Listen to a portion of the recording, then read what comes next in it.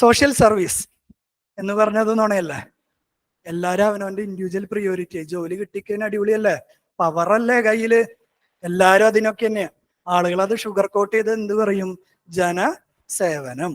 എന്തെന്ന് ഡെഫിനറ്റ്ലി വന്നാൽ നമ്മൾ ഷുഗർ കോട്ട് ചെയ്ത് ഉത്തരം പറയും. ഞാൻ അവിടെ പറയും എനിക്ക് പവർ കിട്ടാനാണ്. ഞാൻ പറയും it's my childhood ambition to become this. When I was a child I saw this man, he was doing this service, that service, which was very influenced by myself.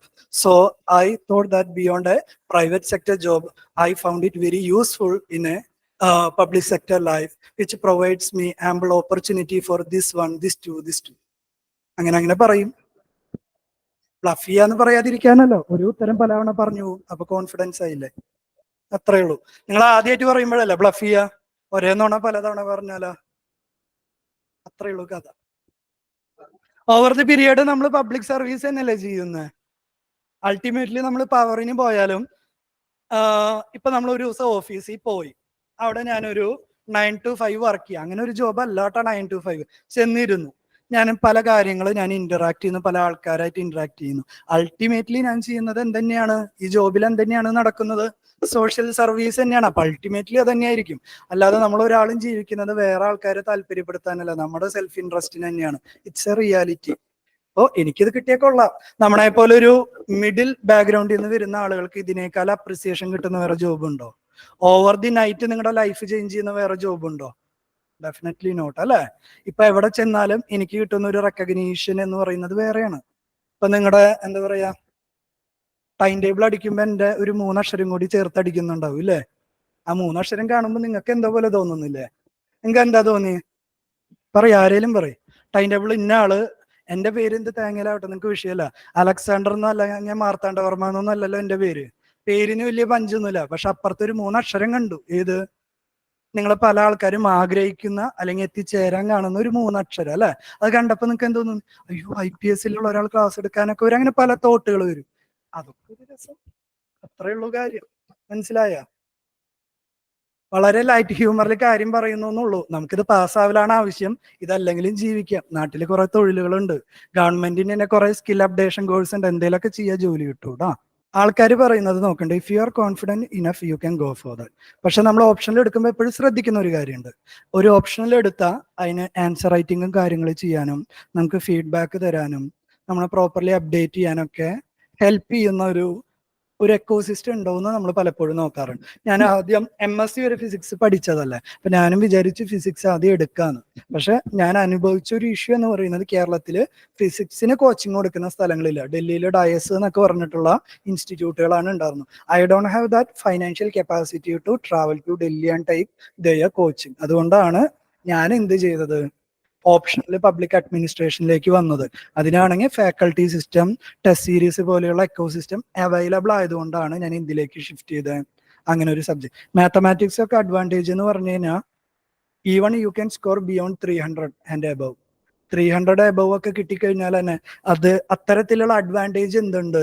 Mathematics അല്ലെങ്കിൽ chemistry അല്ലെങ്കിൽ physics ഒക്കെ എടുക്കുന്നതിനുണ്ട്. കാരണം ഒരു ചോദ്യത്തിന് മാത്തമാറ്റിക്സിന് prove ചെയ്ത് എഴുതി കഴിഞ്ഞാൽ ഒരു ഉത്തരല്ലേ ഉണ്ടാവുള്ളൂ. മറിച്ച് ഇതേപോലെയുള്ള സബ്ജക്റ്റുകൾ എഴുതി കഴിഞ്ഞാൽ ഉത്തരം എന്ന് പറയുന്ന ഒരു കാര്യമില്ല. ഒരു ചോദ്യം വന്നാൽ അതിനെ പലതരത്തില് അപ്രോച്ച് എന്ന് പറയുന്ന കാര്യമുള്ളൂ. You should get definite mark, we will get somewhat subjective mark. മനസ്സിലായോ? അപ്പൊ എന്താണ് എന്ന് താൻ ഡിസൈഡ് ചെയ്യുക. ചിലപ്പോൾ അത് വർക്ക് ചെയ്യാം. മാത്തമാറ്റിക്സ് എടുത്ത് കിട്ടാത്ത ആൾക്കാരുണ്ട്, നല്ല മാർക്ക് കിട്ടുന്ന ആളുകളുണ്ട്. അപ്പൊ നമുക്ക് എങ്ങനെയാണ് നമ്മുടെ ഐഡിയ ചാനലൈസ് ചെയ്യാൻ പറ്റുന്നത് എന്നതാണ് പോയിന്റ്. ഓക്കെ അല്ലേ? ആർക്ക് എന്ത് സബ്ജക്ട് വേണമെങ്കിലും എടുക്കാം കേട്ടോ, ഒരു പ്രശ്നമില്ല. നിങ്ങൾക്ക് അത് ഓക്കെയാണ്, പഠിക്കാൻ പറ്റണം. 3-4 വർഷം നിങ്ങൾക്ക് പഠിക്കാൻ പറ്റണം ഈ ഒരു പ്രോസസ്സിലുള്ളപ്പോ. അത്തരത്തിൽ എൻജോയ് ചെയ്യാൻ പറ്റുന്ന സബ്ജക്ട് നോക്കി എടുക്കാം. എന്നാൽ മാത്രമേ മുന്നോട്ട് പോകുള്ളൂ. വേറെ ആൾക്കാര് ഇപ്പൊ നിങ്ങൾ ഈ പടം IPS ആണ് ഡ്രീം ജോബ്, 12th ഫെയിൽ കണ്ടു, എത്ര ദിവസം ഉണ്ടായിരുന്നു അതിന്റെ ഒരു ഫയർ? 2 ദിവസം 3 ദിവസം അല്ലെ? അത് കഴിഞ്ഞാൽ മുന്നോട്ട് നമ്മൾ പോകണം. ഡെയിലി പുതിയ പുതിയ സിനിമകൾ വരില്ലല്ലോ IPS ആവാൻ വേണ്ടി. മനസ്സിലായോ കഥ? അല്ലെങ്കിൽ IAS ആവാൻ വേണ്ടി ഡെയിലി പുതിയ പുതിയ സിനിമകൾ കണ്ടോണ്ടിരുന്നതിനെ പഠിക്കുവോ? ഇല്ല. അപ്പൊ നമ്മുടെ ഉള്ളിൽ ഫയർ ഉണ്ടെങ്കിലേ നമ്മൾ ചെയ്യുള്ളൂ. വേറെ ഒരാൾക്ക് നമ്മളെ മോട്ടിവേറ്റ് ചെയ്യാൻ പറ്റില്ല. നിങ്ങൾക്ക് ഇപ്പൊ തോന്നും family and friends and all the ecosystem will support you only in the initial stage. ഒരു 2 തവണ പ്രിലിമിനറി പൊട്ടിക്കഴിഞ്ഞാൽ എല്ലാവരും നിർത്തും. വേറെ വല്ല പണിക്ക് പോക്കൂടെ എന്ന് ചോദിക്കും. ആ ഒരു ചോദ്യത്തിൽ നിന്നും മുന്നോട്ട് പോയി കാര്യങ്ങൾ ചെയ്യണമെങ്കിൽ എന്ത് വേണം?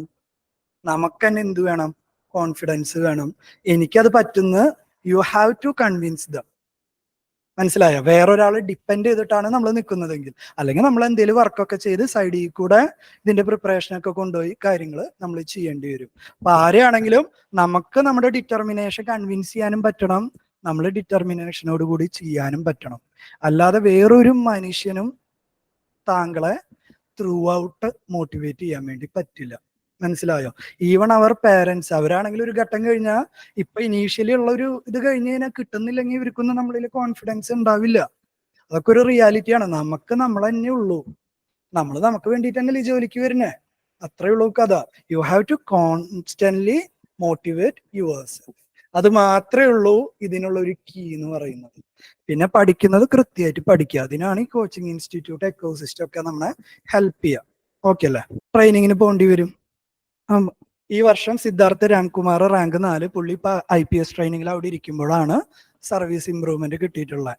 ഓക്കെ അല്ലേ? എന്റെ പ്രോസസ്സ് എന്ന് പറയുന്നത്, ഞാൻ മെയിൻസ് എഴുതും.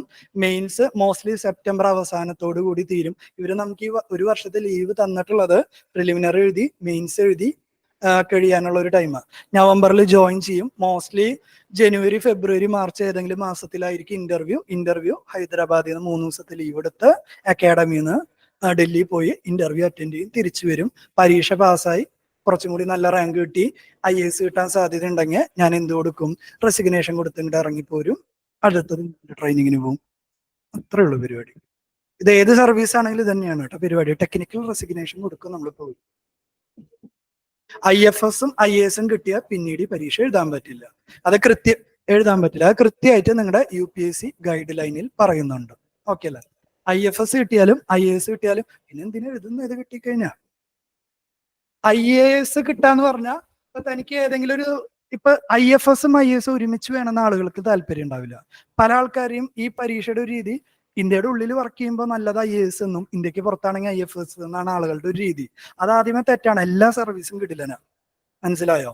ഇപ്പൊ ഇതിന്റെ ഭാഗമായിട്ട് IRS എന്ന് പറഞ്ഞൊരു ഇതുണ്ട്, അല്ലെങ്കിൽ Indian audit and account IAAS എന്ന് പറയുന്നുണ്ട്. പോളിറ്റി പഠിക്കുമ്പോൾ മനസ്സിലാവും ഓഡിറ്റിംഗ് എന്ന് പറയുന്നത് എത്രത്തോളം ഇമ്പോർട്ടന്റ് ആണ്. ഏത് ജോലി കിട്ടിയാലും ആ ജോലിക്ക് അതിൻ്റെതായ ഇമ്പോർട്ടൻസ് ഉണ്ട്. ഏത് ജോലിയിൽ ഈ പരീക്ഷ പാസ്സായി കയറിയാലും ആ മേഖലയിൽ നിങ്ങളാണ് ഹെഡ്, അല്ലെങ്കിൽ നിങ്ങളാണ് അതിന്റെ ടോപ്പ് എന്ന് പറയുന്നത്. ഈ IAS-ഉം IFS-ഉം ഇവരൊരു അൾട്ടിമേറ്റ് ആക്കി വെച്ച് പിന്നെ അത് കിട്ടുന്ന ആളുകൾക്ക് എഴുതണ്ടല്ലോ. അത് നിങ്ങളിപ്പോ പ്രിഫറൻസ് വെക്കുമ്പോഴും അങ്ങനെ തന്നെ ആയിരിക്കില്ല, ഏതെങ്കിലും ഒന്നായിരിക്കും എല്ലാവർക്കും താല്പര്യം ഉണ്ടാവുക. അപ്പൊ അത് കഴിഞ്ഞാൽ വീണ്ടും പരിപാടിക്ക് നിൽക്കണ്ട എന്ന് വെച്ചിട്ടാണ് അങ്ങനെ ഒരു ഗൈഡ് ലൈൻ ഉള്ളത്. IAS കിട്ടിയാലും IFS കിട്ടിയാലും പിന്നീട് ഈ പരീക്ഷ എഴുതാൻ പറ്റില്ല. വേറെ ഏത് സർവീസ് ആണെങ്കിലും നമുക്ക് പിന്നീട് എഴുതാനുള്ള ഒരു ഓപ്ഷൻ ഉണ്ട്. വേണ്ടല്ലോ നമുക്ക്, അതങ്ങനെയാണ്. അത് ഇപ്പൊ ഞാനാണെങ്കിൽ എനിക്ക് ഈ തവണ തന്നെ IFS-ന് എനിക്ക് കിട്ടുമായിരുന്നു. എന്റെ റാങ്കിനേക്കാൾ കുറച്ചും കൂടി റാങ്ക് കഴിഞ്ഞിട്ടാണ് IFS ക്ലോസ് ചെയ്തിട്ടുള്ളത്. ഇൻ കേസ് ഞാൻ IFS IPS-ന് മുകളിൽ വെച്ചിരുന്നെങ്കിൽ എനിക്കിപ്പോ IFS ഓൾറെഡി കിട്ടിയേനെ. ഓക്കെ അല്ലേ പറഞ്ഞ പോയിന്റ്? പക്ഷെ എനിക്ക് കുറച്ചും കൂടി നാട്ടിൽ വർക്ക് ചെയ്യാൻ, അല്ലെങ്കിൽ within the boundary of India work ചെയ്യാൻ താല്പര്യമുള്ളത് കൊണ്ട് I gave priority of IPS over IFS. ചില ആളുകൾക്ക് എന്തായിരിക്കും, ലോകം മുഴുവൻ കറങ്ങി നടക്കണം, ഗവൺമെന്റ് ചെലവില് അംബാസഡർ ആയിട്ട് കറങ്ങി നടക്കണം, ഒരു പ്രത്യേക പാസ്പോർട്ട് കിട്ടും, ഡിപ്ലോമാറ്റിക് പാസ്പോർട്ട്, അങ്ങനെ നടക്കാൻ താല്പര്യമുള്ള ആളുകളുണ്ട്. IFS is very very very attractive.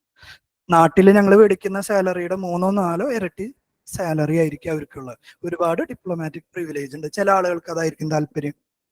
അപ്പൊ ഓരോരുത്തരുടെ ഇൻട്രസ്റ്റ് ആണ് ജോലി. മനസ്സിലായോ? അപ്പൊ അതുകൊണ്ടാണ് അവർ പറഞ്ഞ IFS IAS-ഉം കിട്ടി എഴുതാൻ പറ്റില്ല എന്ന്. അത്രയും ഇതിനൊക്കെ നമുക്ക് എന്താ പറയാ, UPSC അല്ല നമുക്ക് സർവീസ് തരാം. നമ്മുടെ പ്രിഫറൻസ് നമ്മൾ ആദ്യം ഫില്ല് ചെയ്ത് കൊടുക്കണം. മനസ്സിലായോ?